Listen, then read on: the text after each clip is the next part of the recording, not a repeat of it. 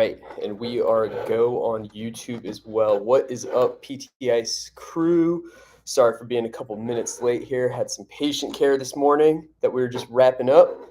Happy to be here on Clinical Tuesday. My name is Dr. Mark Gallant, lead faculty of the ICE Extremity Management Division, alongside Eric Chacones and Lindsay Huey. So as far as some housekeeping and what courses we have coming up, pretty simple this week. If you're looking to take a course, we are back rolling. So all the divisions have multiple course offerings coming up over the next couple of weeks, and all of our live courses are kicking up. So make sure, if you haven't already signed up and you're interested in taking an ICE course this year, that you jump on that right now. Many of our courses, there we go. Sorry about that. Many of our courses are selling out this year, so definitely make sure you hop on right now if you can. So what I want to talk about today is this concept called, we haven't talked about tendinopathy in a while.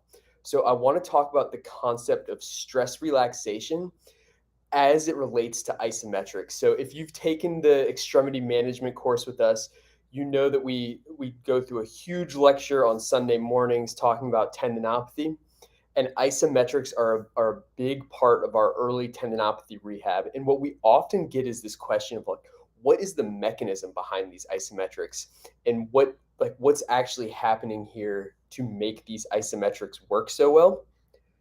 And in one component of it is this concept of stress relaxation. So we know that everything in rehab is very multifactorial. We know that everything in rehab is very multifactorial. So we're not saying that this is the only component of our rehab. What we are saying is that this is a major player overall. So if we're going to look at stress relaxation, we first want to understand the concept of stress shielding. So what stress shielding is, it's a protective mechanism of the body. So when a tendon is injured or has an unhealthy portion or a dysfunctional portion, there's a pretty cool protective mechanism called stress shielding, where the healthy fibers of the tendon or other tissues in the area are going to start taking on all of that load, much like we do as humans. So if you've got a friend or a family member that's having a hard time, or if you're on a team with a group of people and one person's having a hard time, everyone else kind of bands together and picks up and takes on that extra load. Well, our tissues organize themselves in the same way. The problem being is that all sounds great, but those tissues need specific directional load to go through them to be able to heal and get back up to par. So if everyone else, if all the other tissues are always stress shielding and taking on that load, the ability for those tissues to heal appropriately is never fully going to take place. Much like us as humans, where we of course want to support our friends and family members. We of course want to support our teammates, but if we don't give them some level of autonomy, if they don't take some personal responsibility and get out of the victim mentality, they're never going to fully get back on their feet or fully rehabilitate. And that's the same with our tendons. We want to protect them and help them while they're injured or dysfunctional, but we also need to give them some load, some responsibility to get them back on the feet. So yes, stress shielding is a wonderful protective mechanism, but we have to do something to overcome the stress shielding if we're going to fully rehabilitate someone. This is where stress relaxation comes in. So Keith Barr out of UC Davis has published a couple articles about stress relaxation. Jill Cook, Sean Docking. There's some research going back to the late 90s on this concept of stress relaxation, which is a mechanism of why isometrics can be beneficial. So what the concept of stress relaxation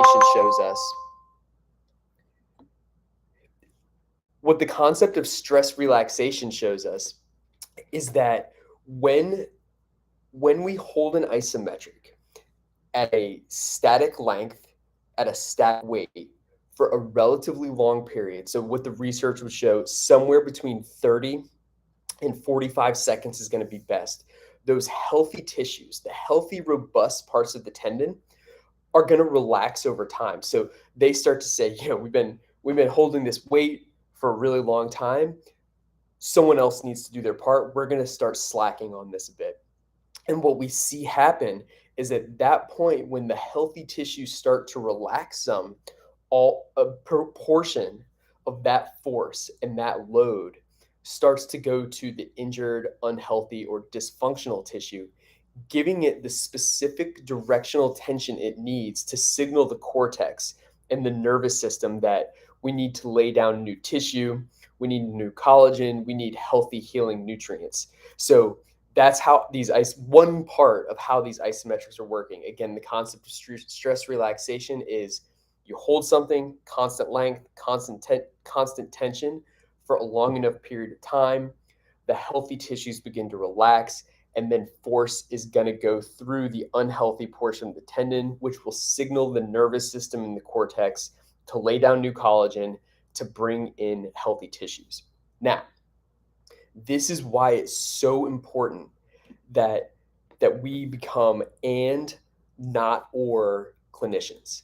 So if you're a clinician who only does global and general fitness exercises, so you're in the clinic and you're having your patient do high intensity, you're having them do overhead press and deadlift, those are all wonderful things.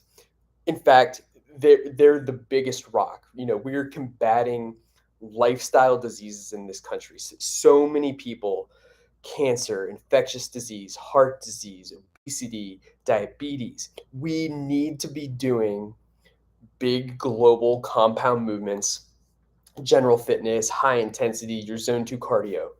All of those are wildly important. But with this concept of stress shielding, if someone does an overhead press and there's that portion of the tendon that is being shielded by the other that portion of the tendon can still be shielded by other tissues. The body is wonderful at finding that path of least resistance and getting that weight overhead without actually impacting the injured tissue by completely protecting it. So you could go through a whole rehab and get someone back to a massive amount of overhead press, deadlift, squat, but you still haven't dramatically impacted the overall tissue specifically. Of course, they're going to be healthier because they're globally stronger, they're fitter, but there's a missing component of going specifically at that tissue, and that's where the isometrics and stress relaxation come in. They're going to give you that added benefit of going right after that specific tissue, and it's why it's important to keep these in your program as folks are getting better. So when you have that person who's out of pain and they want to start slacking on their exercises a bit and backing off some things, this is why it's important to educate them on why we're keeping the long hold isometrics or the specific local exercises in, even though they're back to the squat, deadlift, overhead press. We still want to get that local stimulus so that that tissue can know that it needs to lay down new collagen, that it needs nutrients going to that area using this concept of stress relaxation. Hope that helps. Leave a comment. Would love to wrap more about tendinopathy. Super pumped to see you all back on the road this weekend. Going to be out in Minneapolis, St. Paul area. So excited to get that first course of the year under my belt. Hope to see you all sometime this next season, and have a great rest of your week.